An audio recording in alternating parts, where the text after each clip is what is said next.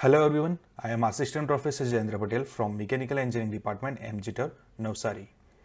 In the previous video, we discussed about the preamble of the Indian Constitution as well as some of the most important points like articles, amendments, parts, schedules and all these things. Okay, so we covered the basics of Indian Constitution. Now in this particular video, we are going to check out the salient features and the characteristics of the Indian Constitution. So there are numbers of features available which actually distinguishes our Indian Constitution from other constitution. So let us understand them one by one. So the very first characteristic of the Indian Constitution is the lengthiest written constitution ever in the world. Normally the constitutions are classified into written like the American Constitution or unwritten like the British Constitution. Okay, now the Constitution of India is the lengthiest constitution of all the written constitution in the world. Okay, and it is very comprehensive, elaborative and detailed document. Originally in 1949, the constitution contained a basic preamble, 395 articles which were divided into 22 parts and there were total 8 schedules. Okay, now currently it consists of preamble but it is updated now as we saw in the previous lecture. Now it has 450 articles, that means more than 90 articles has been added. The parts has been replaced. Okay, now total 22 parts were there previously and now 25 parts are there and we are having total 12 schedules. That means total 4 schedules are added further. Okay, so this is what updated. We have deleted about 20 articles and one of the parts and we have added total 19 articles, 4 different parts and we have added 4 different schedules through total 104 amendments. That's why the Constitution of India is the lengthiest written constitution in the world. The next feature that it is drawn from the various sources of the various constitutions. Okay, now the Indian Constitution has borrowed from most of its provisions from the constitution of various other countries as well as from the Government of India Act 1935. Okay, ये जो act है वो basically British rule के time का है. Okay, now Dr. B.R. Ambedkar proudly claimed that the Constitution of India has been framed after ranscaling all the known constitutions of the world. Now try to understand this thing. Okay, कई लोग बोलते हैं कि हमारा जो constitution है वो copy pasted constitution है, यानी कि दुनिया के सभी कॉन्स्टिट्यूशन में से कॉपी किया गया कॉन्स्टिट्यूशन है. लेकिन हमने बेसिकली किया क्या है, यहाँ पे हमने सभी कॉन्स्टिट्यूशन को प्रॉपरली पढ़ा है, समझा है और उनमें से जो भी बेस्ट चीजें हैं, क्योंकि सभी कॉन्स्टिट्यूशन हंड्रेड्स ऑफ ईयर्स पुराने हैं. ओके, सो वो भी अपडेट हो के सबसे ऑप्टिमम पोजीशन में हो गए. ओके, सो उनमें से जो बेस्ट चीजें हैं उनको निकाला है, उनको हमारे इंडिया के हिसाब से डाला है और फाइनली उनको अपने इंडियन कॉन्स्टिट्यूशन में ऐड किया है. So it is a very time consuming process. Okay, so this is what we have done. Okay, likewise the structural part has been taken from the Government of India Act 1935. Okay, now structural part में कौन कौन सी चीजें हैं, like the federal scheme हो गई, okay, jurisdiction हो गई, government हो गई, emergency powers हो गई, the public service commissions हो गए. Okay, and some of the most basic details, like some of the most administrative details are drawn from this particular act. Okay, second, the philosophical part of the constitution. Okay, अब philosophical part में क्या क्या आएगा, the fundamental rights हो गए हमारे, जिसको हम next lecture में पढ़ने वाले हैं. उसके बाद हो गए directive principle of the state policies. Okay, जो state policies बनाने के लिए हमें guide करते हैं.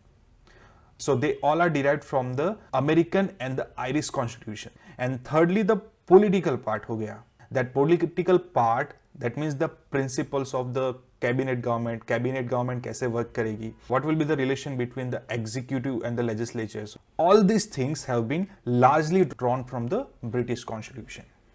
Now, the other provisions of the constitutions have been drawn from the various constitutions like constitutions of Canada हो गया, ऑस्ट्रेलिया, जर्मनी, यूएसएसआर जिसको हम रशिया बोलते हैं, फ्रांस हो गया, साउथ अफ्रीका हो गया, जापान हो गया, एंड सो ऑन. सो सभी कॉन्स्टिट्यूशंस को प्रॉपरली पढ़ा गया है, उनमें से जो ऑप्टिमम चीजें थी, बेस्ट चीजें थी इंडिया के लिए, उनको निकाला गया है और उनको मॉडिफाई करके ऐड किया गया है. Okay, now the third thing, it is the blend of rigidity and the flexibility. Okay, now let me tell you what do you mean by rigid constitution and the flexible constitution. A rigid constitution is one that requires the special procedure for the amendments. अगर आपको इसमें कोई भी changes करने हैं तो आपको special procedure से पास होना पड़ता है. And in the other hand the flexible constitution can be amended like ordinary laws are made. Okay, कोई भी ऑर्डिनरी लॉज बनते हैं उसमें जो प्रोसेस होती है वो सेम प्रोसेस से आप कॉन्स्टिट्यूशन को भी चेंज कर सकते हो. नाउ रिजिड कॉन्स्टिट्यूशन का एग्जांपल लेना हो तो आप अमेरिका का एग्जांपल ले सकते हो. ओके, एंड फ्लेक्सिबल कॉन्स्टिट्यूशन की बात करें तो आप ब्रिटिश कॉन्स्टिट्यूशन को ले सकते हो. Okay, so these are the examples of rigid and flexible constitution. Now when we talk about India is basically having the synthesis of the both. Okay, the constitution of India is neither rigid nor flexible, we can say that. Okay, but it is the synthesis of both. जब भी amendment की बात आती है तो amendment के जो data है वो ऐड किए गए हैं आर्टिकल 368 में. इसमें दो टाइप के अमेंडमेंट्स की बात की गई है. Some of the provisions can be amended by the special majority of the parliament, यानी कि let me explain you. Okay, now 2/3 of the majority members अगर present है, okay, लोकसभा या राज्यसभा में जो भी अमेंडमेंट प्रोसेस हो रही है उसमें 2/3 of the majority present है और वो लोग वोटिंग कर रहे हैं. ओके, और उनमें से अगर 50% या फिर ज्यादा वोट्स आते हैं तो उससे हम उस अमेंडमेंट को कर सकते हैं. So this is how the process happens. Okay, Lok Sabha और राज्यसभा दोनों में ये सेम चीज होनी चाहिए. Okay, once again I am repeating, 2/3 of the members present होने चाहिए और वोट होने चाहिए उतने ही, और 50% से ज्यादा वोट होने चाहिए दोनों ही जगह पे. ओके, लोकसभा में भी और राज्यसभा में भी. Okay, then and then the amendment can be passed. Now, in some another provisions can be amended by special majority of the parliament and with the rectification of the half of the states.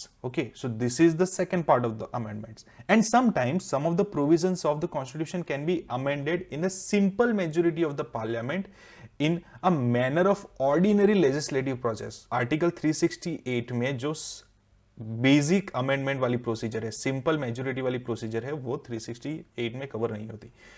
Article 368 cover करता है special amendments and this secondary amendments. Okay, उसके अलावा जो third amendment हो वो article 368 में नहीं आएंगे. Now next thing, actually Indian constitution is having a federal system with unitary bias. Normally हमको फेडरल सिस्टम देखने को मिलेगी या फिर एक यूनिटरी सिस्टम देखने को मिलेगी. Now let me explain you what do you mean bye federal system and what do you mean bye unitary system. Now federal system means what, हमारे पास डिफरेंट टाइप्स ऑफ स्टेट्स है. Okay, let me से ये हो गया गुजरात हो गया, ये महाराष्ट्र हो गया, ये राजस्थान हो गया. Okay, and all let me से के सभी स्टेट्स हो गए. नाउ ये सभी स्टेट्स ऑटोनॉमस है. ओके, यानी कि ये इंडिविजुअली अपना वर्क कर रहा है, इंडिविजुअली अपना वर्क कर रहा है, सभी अपने वर्क्स इंडिविजुअली कर रहे हैं. अब फेडरल सिस्टम में क्या होगा, ये सभी स्टेट्स मिलके एक फेडरेशन बनाएंगे. ओके, जिसमें ये अग्रीमेंट होगा कि ये हमारा फेडरेशन बोले कहलाएगा तो इंडिया, लेकिन हम सभी इंडिविजुअली अपने लॉज बनाएंगे और इंडिविजुअली अपना वर्क करेंगे. Okay, so this is what happens in the federal system. Now what do you mean bye unitary बायस. अगर हमारे पास गुजरात हो गया, महाराष्ट्र हो गया, राजस्थान हो गया या फिर अलग अलग स्टेट्स हो गए, अगर हम मिलके एक यूनिटरी सिस्टम बनाते हैं तो complete control goes to the India. Okay, अब स्टेट्स कोई भी कंट्रोल नहीं कर सकते।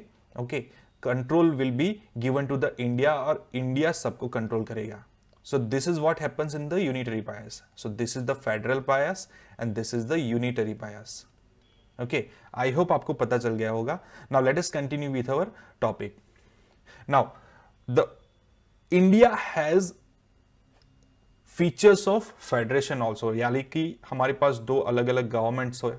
Okay, divisions of power available है, रिटन कॉन्स्टिट्यूशन अवेलेबल है, सुप्रीमेसी ऑफ द कॉन्स्टिट्यूशन भी अवेलेबल है, एक कॉन्स्टिट्यूशन में रिजिडिटी भी है, इंडिपेंडेंट जुडिशियरी भी है और बाइकैमरलिज्म भी है।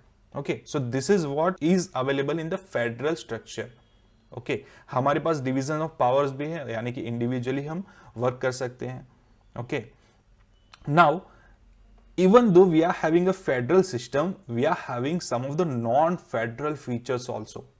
ओके, यानी कि हमारे पास एक स्ट्रॉन्ग सेंटर अवेलेबल है जो नॉर्मली यूनिटरी फीचर्स में होता है। Okay, we are having a single constitution as well as the single citizenship. Normally होता क्या है कि आप यूएस कॉन्स्टिट्यूशन में जाके देख लो, यूएस कॉन्स्टिट्यूशन में आपको मिलेगी ड्यूअल सिटीजनशिप, यानी कि पर्टिकुलर स्टेट्स की भी सिटीजनशिप मिलती है और पर्टिकुलर यूएस की भी सिटीजनशिप मिलती है। But in India we are having a single citizenship.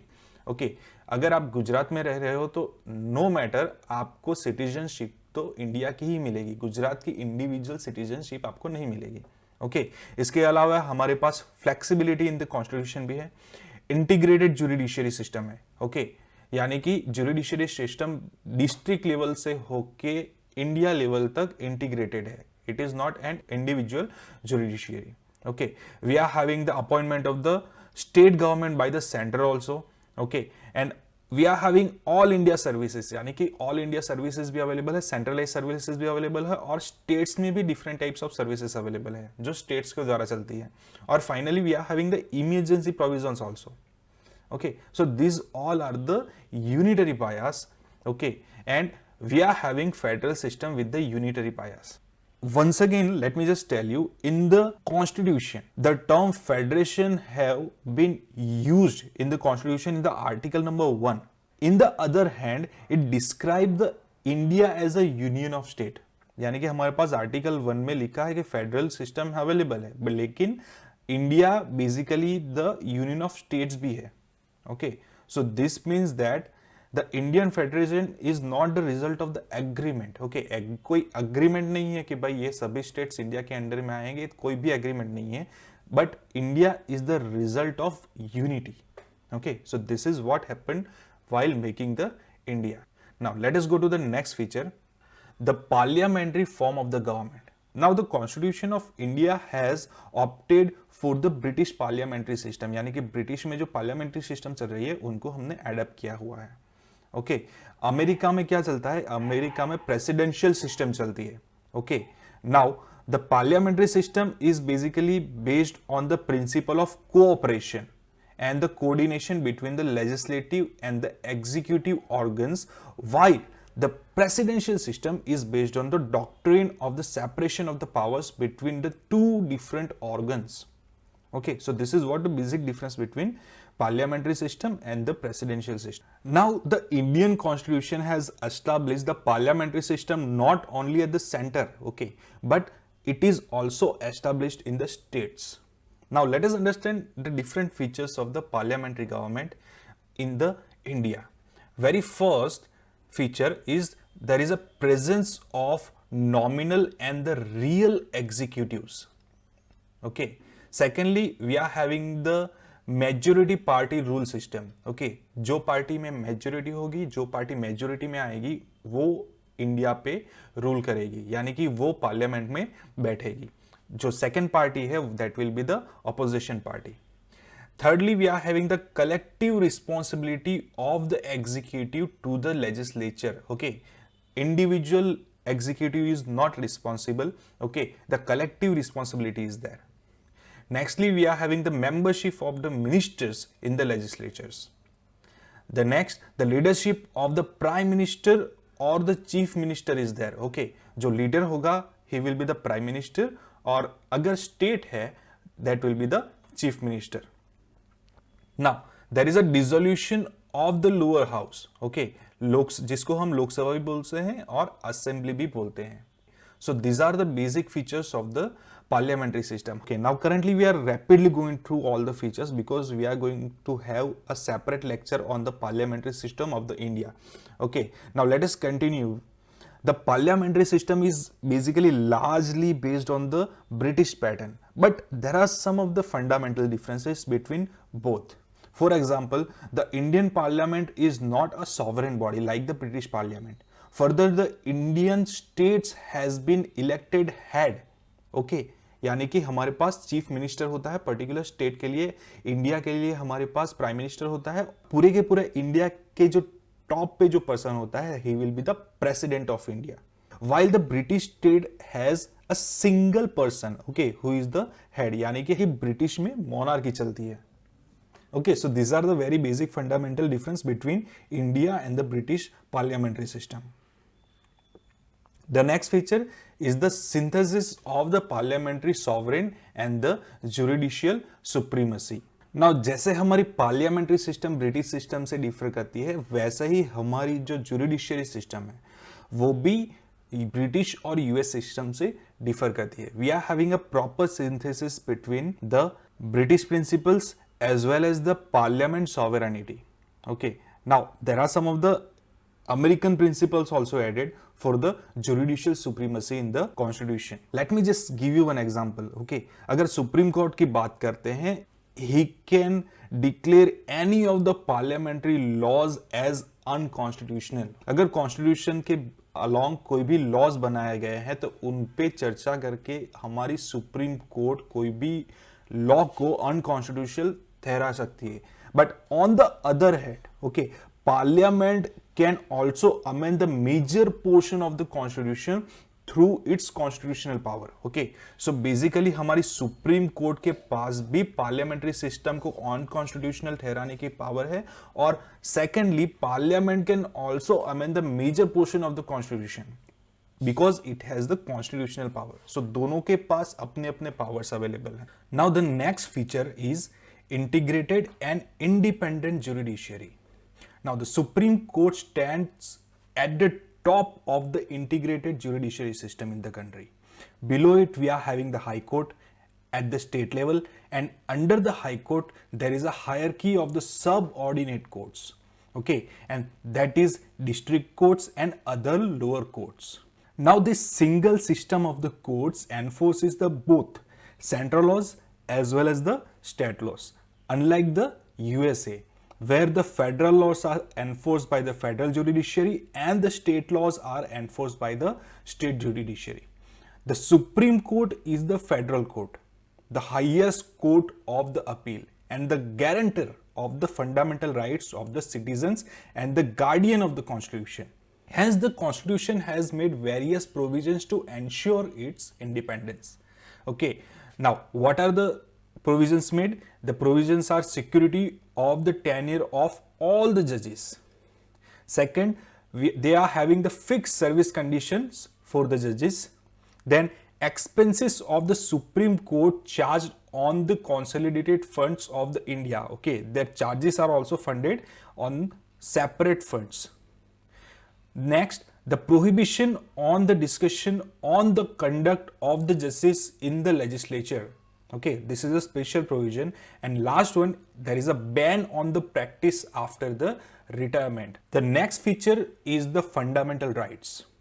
In the part 3 of the Indian Constitution guarantees 6 fundamental rights. Actually, there are 7 fundamental rights, but one of the rights has been moved to the mandatory conditions. So we are having total 6 fundamental rights as of now. The right of equality, right of freedom, right against the exploitation, right to freedom of religion, educational rights and cultural rights, the right to constitutional remedies. These are the 6 basic fundamental rights that we are having as of now. So the fundamental rights are meant to be promoting the idea of political democracy.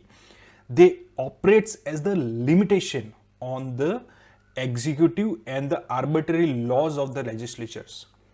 they are actually justiciable in nature, and that is they are enforceable by the court of the violation. यानी कि जब भी किसी भी loss का violation होता है तो we can go to the Supreme Court for the justice. However this fundamental laws are not absolute, okay, and they are subjected to reasonable restrictions, okay. So it is not necessary कि ये laws available है यानी कि right to freedom है तो सभी जगह पे हमको freedom मिल जाएगी, ऐसा necessary नहीं है. उसके अलावा भी बाकी के लॉज भी हमें देखने पड़ेंगे और बाकी की इंडिविजुअल की प्रायोरिटीज भी हमें देखनी पड़ेगी, तब उसी के बाद जो फ्रीडम हमें मिलती है वो एक्चुअल एनफोर्समेंट में आएगी. So this is what you need to remember, okay.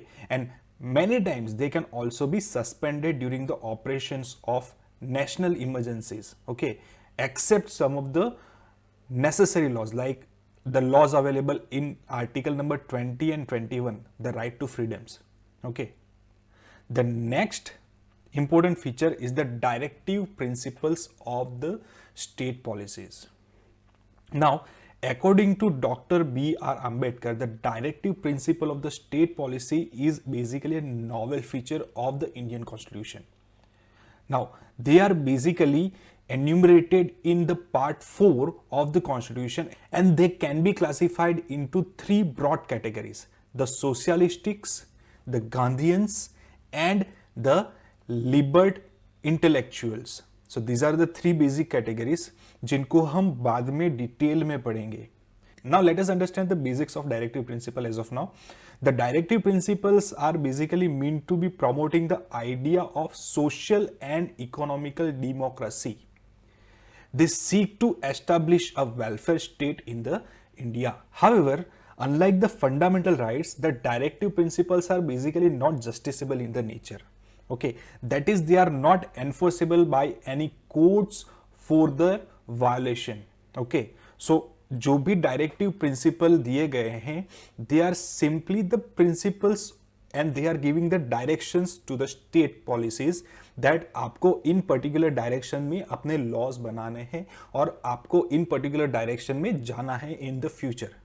Okay, so it doesn't mean that हमको उसी डायरेक्शन में जाना है या फिर हमको इसको एनफोर्स करना ही पड़ेगा. It is not necessary, okay. और कोर्ट भी इसकी रिस्पॉन्सिबिलिटी नहीं देती है, लेकिन कॉन्स्टिट्यूशन में लिखा है इसलिए उसके बेसिस पे हम लॉज बना सकते हैं. सो this is what about the directive principles. Okay, now the constitution itself declares that these directive principles are fundamentals in the governance of the country, and it shall be the duty of the state to apply these principles in the making of laws. यानी कि ये जो principles है वो fundamental role play करेंगे in the governance of the country, और इन्हीं के बेसिस पे सभी स्टेट्स को या फिर कंप्लीट इंडिया को अपने लॉज बनाने पड़ेंगे. सो this is what the constitution declares. The next thing, the next feature of the constitution is the fundamental duties. Now these fundamental duties are implemented during the internal emergency during the 1975 to 77 by the 42nd constitutional amendment. Actually there were lots of things happened in the 42nd amendment. It was like a mini constitution or say mini modification of the constitution. Actually original constitution did not provide for the fundamental duties of the citizens. Okay. Now the part 4A of the constitution, part 4A यानी कि extra section, part 4 का एक extra section available है of the constitution which consists of only one article, that is 1551A. Okay, now these specify the 11 fundamental duties, and they are to respect the constitution, the national flag and the national anthem, to respect the sovereignty, unity and the integrity of the country, to promote the spirit of the common brotherhood amongst all the people, to serve the rich heritage of our composite culture, and so on. Okay, there are numbers of basic duties available, जिसको हम बोलेंगे fundamental duties. इसके बारे में भी हम detail में discussion करेंगे in the upcoming lectures. Now basically what they are, actually fundamental duties है क्या? Basically they serve as the reminder to the citizens that while enjoying the rights, जब भी आप अपने फंडामेंटल राइट्स एंजॉय कर रहे हो, they have to be quite conscious for the duties they have own to their country. Okay, जब भी आप फंडामेंटल राइट्स को एंजॉय कर रहे हो, आपको अपनी ड्यूटीज भी याद रखनी है। Okay, but these duties are actually non-justiciable in nature. अगर आप शायद इन्हें फॉलो नहीं करते हो तो they are just non justiciable. Okay, कोई इसके लिए आपको कोर्ट में नहीं ले जा सकता। Clear? Now let us go to the next feature. The next feature is the secular state. Okay, now what do you mean by secular? मैंने लास्ट लेक्चर में आपको समझाया था, secular that means we do not have any kind of official religion in our state. Okay, the Constitution of India stands for a secular state and hence it does not uphold any kind of particular religion as its official religion of India. The official provision of the Constitution reveals the secular character of the Indian state. Now, the term secular was added to the preamble of the Indian Constitution by 42nd Constitutional Amendment in 1976. Once again, this is the 42nd Constitutional Amendment. Okay, now the preamble secures to all citizens of India liberty of belief, faith and worship. The next feature is the universal adult franchise. Now, every citizen who is 18 years old has the right to vote without any kind of discrimination of any caste, races, religion, sex, literacy, wealth and so on. Okay, initially it was the age of 21 which was reduced to 18 in the 61st constitutional amendment which happened in 1988. So सबसे पहले initially 1988 से पहले the official age for right to give vote was 21. Okay, 1988 के बाद वो age change हो गई to the 18 years. Now, what it basically does, it enhances the self-respect and the prestige of the common people. It upholds the principle of the equality and enables the minorities to protect their interest and opens up the new hope and vistas for the weaker sections. So this is what happens when you are having the universal adult franchise. The next feature of the Indian Constitution is the single citizenship. Remember that I talked about the USA, the America. In the America, the people of USA are having dual citizenship, the citizenship of their state also as well as the citizenship of USA. Okay, but in India, it is not like that. India has a single citizenship in all aspects. Okay, in India, all the citizens, irrespective of the state in which they are born or reside, enjoy political and civil advantages, as well as there is no discrimination made on the basis of the state. We are having a single citizenship, except the few cases like the tribal area, and there was a case of Jammu and Kashmir where you cannot permanently live, but now it is not like that. Okay, we know that the amendment has been made and this Jammu and Kashmir special citizenship has been removed and so on. Okay, the next feature is the independent bodies. The Indian Constitution not only provides a legislative, executive and judiciary organ, but it has also establishment of the certain independent bodies. Now, what is the need of these independent bodies? Actually, to save the constitution and to save the democratic system of the government of India, we are having these particular bodies. Very first body is the Election Commission of India. It ensures that there should be free and fair election throughout the India. The second body is the CAG, which is the Comptroller and Auditor General of India. Actually, this system audits the account of the central as well as the state governments. Okay, so it controls the financial data of the state as well as the country. The third one is the Union Public Service Commission, the UPSC. They basically conduct the examinations for the recruitment of all India services. And finally, we are having the State Public Service Commission like GPSCs, MPSCs, Gujarat Public Service Commission, Maharashtra Public Service Commissions. So these are also the independent bodies, and in every state to conduct the examinations for the recruitment, they work. So these are the independent bodies that we are having. The next feature are the emergency provisions. The Indian Constitution contains the elaborate emergency provisions to ensure the president to meet any extraordinary situations effectively. We are having total three kind of emergencies. Very first emergency is the national emergency.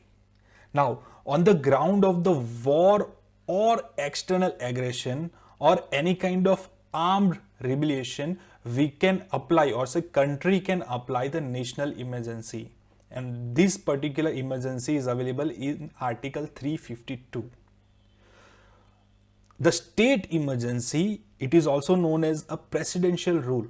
Okay, Rashtrapati Shashan.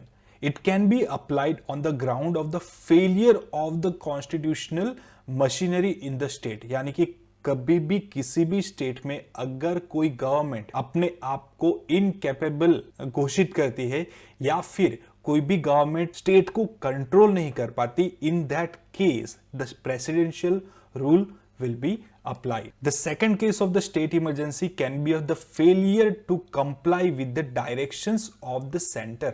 यानी कि central government ने कोई direction दिए हैं और उनको state government comply नहीं कर सकती, in that case the presidential rule can be applied. The third kind of emergency is the financial emergency. Now, this emergency is applied on the grounds of threat to the financial stability or the credit of the India. And this emergency is available under the Article 360. So these are the three emergencies that can be applied in the India. Now, what happens during the emergencies? Now, during an emergency, the central government becomes the all-powerful and the state goes into the total control of the center, and it converts the federal structure into a unitary one without a formal amendment of the constitution. Constitution में ये चीज पहले से ही लिख दी गई है. Okay, now this kind of transformation of the political system from the federal during the normal situation to the unitary during the emergency is a unique feature in the Indian Constitution. Now, the next feature of the Indian Constitution is the three-tier government. Okay, we are having central government, next we are having state government, and further we are having local governments also. यानी कि ग्राम पंचायत हो गई, municipalities हो गई, they are basically the local governments. यानी कि control central government के पास भी है, स्टेट का कंट्रोल स्टेट गवर्नमेंट के पास है, और लोकल गवर्नमेंट भी अवेलेबल है जो लोकल एरियाज को कंट्रोल करती है. Okay, now actually this local government was added in the 73rd and the 74th Constitutional Amendment Acts on 1992. Okay, it added the third tier of the government. Originally there was only central government and the state government, yani ki there was a dual policy in the constitution.